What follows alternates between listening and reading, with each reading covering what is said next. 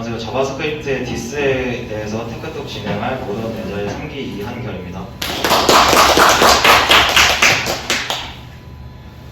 디스가 뭔가를 알려면은 먼저 함수를 호출할 때 가져오는 값들이 있는데요.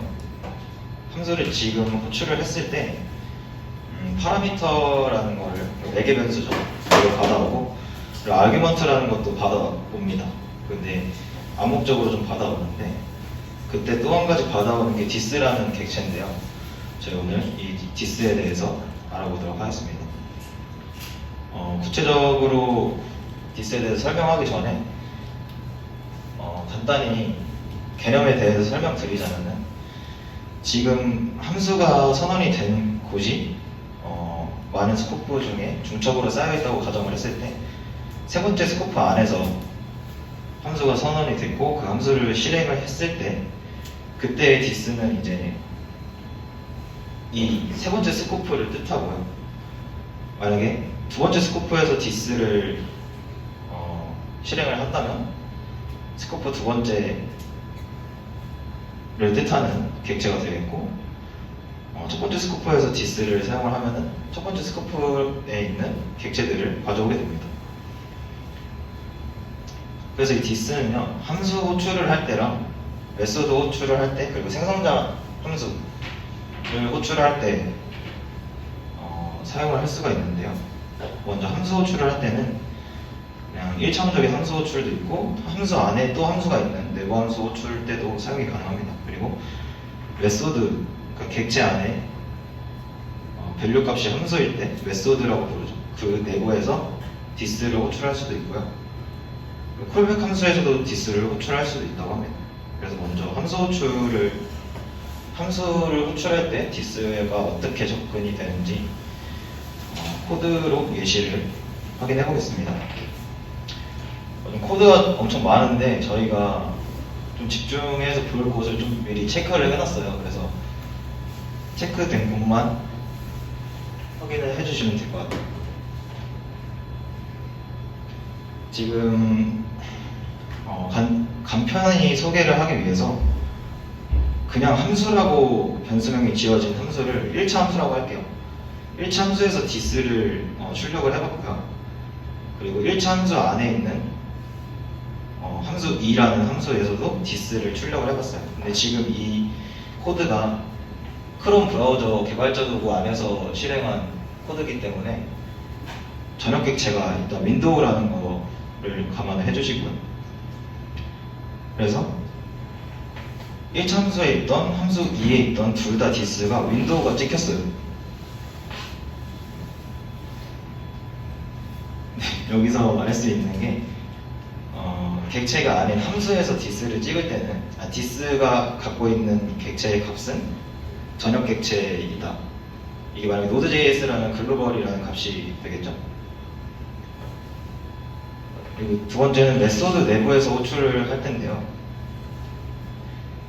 객체가 이렇게 선언이 되어 있는데 저희가 볼 거는 객체 안에 이제 키와 밸류가 담겨져 있고 그 안에 함수가 있어서 객체 안에서 이제 함수의 역할을 하는 키는 메소드라고 부르는데 그 안에서 저희가 디스를 찍어봤습니다. 그리고 그 함수 안에서 또 내부 함수에서도 디스를 찍어봤는데 첫 번째, 그러니까 메소드 안에서 디스 값은 바로 그 상위 객체, 여기서는 객체라는 변수명의 객체죠. 그 디스가 객체로 받아와졌고 메소드 안의 함수에서는 또 전역 객체인 윈도우가 찍히게 됐습니다. 그래서 함수 2에 있는 디스점 값이라는 거는 전역 객체의 값이라는 변수가 없기 때문에 undefined가 나왔습니다. 네, 제가 방금 설명한 건데요. 메소드에서는 이제 그 상위 객체에 있는 값을 디스로 받아올 수 있었고 메소드 안에 내부 함수에서는 또 전역 객체인 윈도우가 따라오게 됐습니다. 이것도 메소드의 예시 중 하나인데요. 객체를 선언을 해줬는데 먼저 위에 객체 먼저 보면은 이름이라는 키가 있고 그 안에 메소드가 있습니다. 메소드 이름은 이름 출력으로 되어 있고요. 그럼 지금 이 dis.이름이라는 거는 객체 1의 이름을 뜻하게 되는데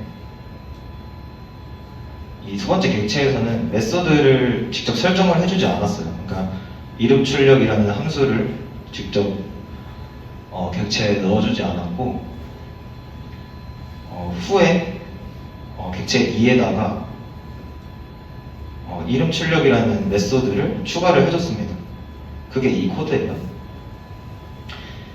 그랬을 때 이제 객체 1의 이름 출력이라는 것과 객체 2의 이름 출력이라는 것을 메소드를 실행을 시켜 봤을 때 객체 1의 이름 출력은 이제 위에 있는 이름 출력이라는 함수 메소드가 되겠죠.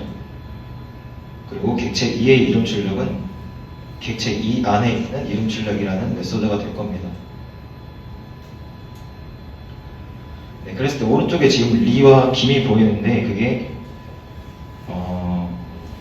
50번 줄 코드에서 실행한 것과 51번 줄에서 실행한 코드가 순서대로 보여지는 건데 객체 1의 이름 출력을 했을 때는 객체 1에 담겨있는 dis에 접근을 해서 리가 출력이 되었고요. 객체 2의 이름 출력을 했을 때는 그 메소드를 객체 1에서 가져왔음에도 불구하고 객체 2에 있는 이름을 가져오게 됐습니다.